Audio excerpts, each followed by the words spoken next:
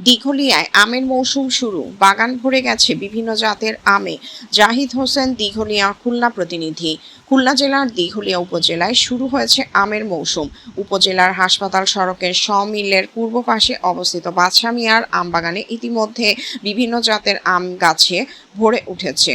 সঠিক পরিচর্যার ফলে চলতি মৌসুমে বাগানে আমের ফলন বেশ ভালো হয়েছে বলে জানা গেছে। বাগানটিতে ল্যাংড়া, হিমসাগর, মল্লিকা ও রূপালী সহ বিভিন্ন জাতের আম রয়েছে। গাছগুলোতে কাঁচা পাকা আমে ভরে ওঠায় বাগানের সৌন্দর্যও বেড়েছে। বিষমুক্ত পদ্ধতিতে আম উৎপাদনের কারণে স্থানীয় ক্রেতাদের মাঝেও বাগানের আমের চাহিদা রয়েছে।